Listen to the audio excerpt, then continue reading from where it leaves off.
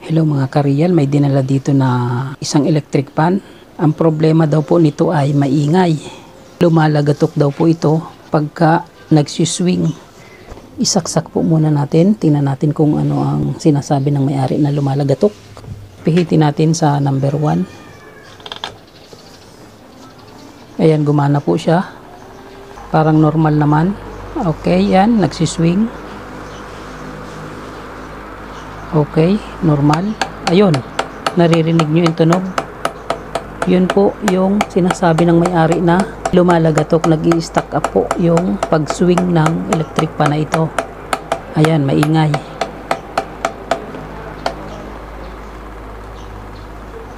Pag napupunta dun sa gawing kanan, tumutunog siya. Ayan.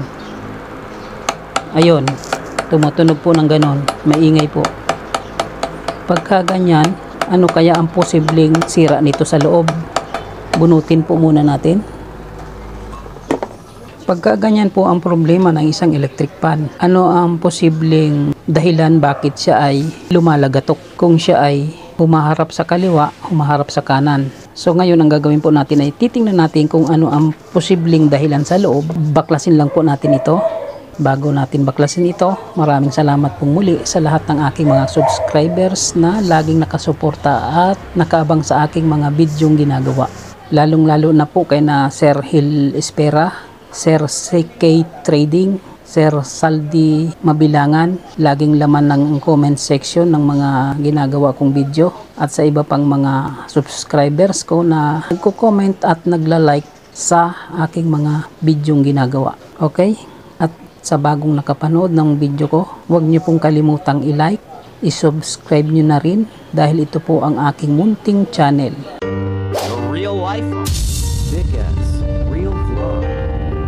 Expresses the reflections of a common worker, driver, technician, and a barber. Okay, maraming salamat po sa patuloy ninyong panonood. Tuloy na po natin ang ating ginagawa. Baklasin po muna natin ito. Tanggalin lang yung oscillation knob, tapos itong switch knob itabi.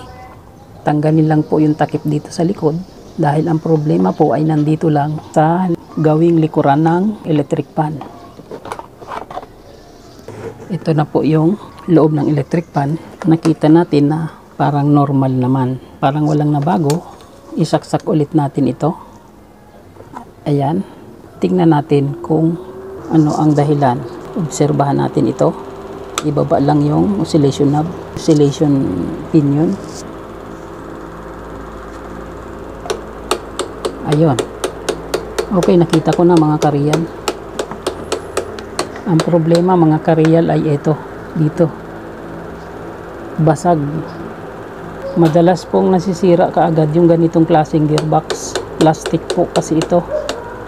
Ayan. Basag po dito, kaya siya ay lumalagatok. Palitan lang ng bagong gearbox. Ayan, o nakita nyo, yun lang po ang dahilan mga kariyal. Bunutin ulit natin. Ayan, wala po tayong ibang gagawin dito kundi palitan ito ng gearbox. So ang gearbox po na ito ay plastic. Tanggalin natin. Madali po itong mabasag, hindi po ito matibay. Kaya ang ipapalit po natin dito ay yung metal. Mas matibay ang metal kaysa sa plastic. Tanggalin lang po natin dito. Ito po ay switch. Para makuha natin yung gearbox. Ayan. Tanggalin din yung capacitor.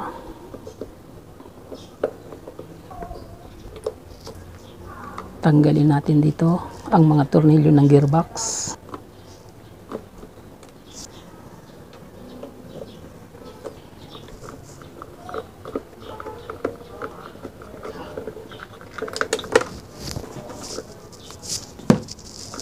Okay, natanggal na po yung gearbox. Ito po yung naging dahilan kung bakit lumalagatok.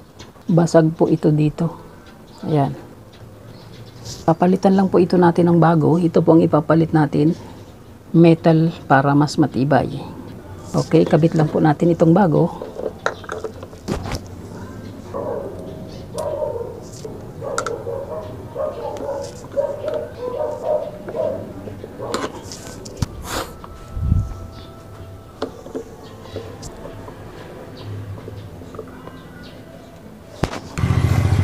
Ibalik lang po natin sa dating position yung capacitor.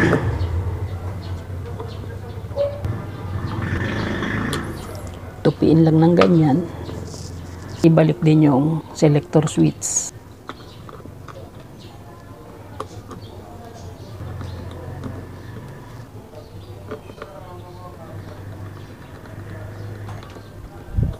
Okay, lagay na natin yung swing arm.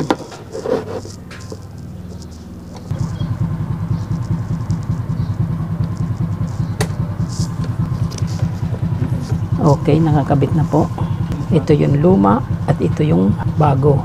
Plastic yung luma, metal yung bago. Siguradong mas matibay na ang gearbox nito kaysa sa dati. Okay, subukan na po natin kung magiging maingay pa ito. Kung meron pa siyang lagatok, saksak po muna natin.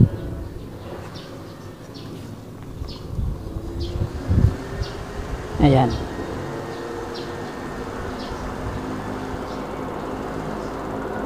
Okay, nawala po yung lagatok. Umarap na sa kanan. Continuous yung pag-swing niya. Wala tayong narinig na ingay or lagatok. Good condition na po ang pag-swing niya, pagharap sa kaliwa at kanan. Ayan, normal po. Okay, ganun lang po mga kareal. Ang sira ng electric pan, pagka maingay, lumalagatok, check upin nyo lang po yung gearbox, baka may problema. Posible rin po na ang sira niyan ay yung mga gear dito sa loob. Minsan ay gastado na, kaya naglalagatok or maingay. Sa pagkakataong ito, ang naging sira po nito ay nabasag po yung pinakang ilalim ng gearbox. Ayan, dahilan para magingay siya at lumagatok. May hirapan siyang humarap sa kaliwa at kanan. Sa ngayon ay good na po yung ating electric pan. Sana ay nakapagbigay ito ng idea sa mga baguhan, at doon naman sa mga magagaling na, pasensya na po kayo dahil ito po ay para sa mga nagsisimula pa lamang. Okay, maraming salamat pong muli. Dick is Real Vlog, laging nagsasabing God bless po sa inyong lahat.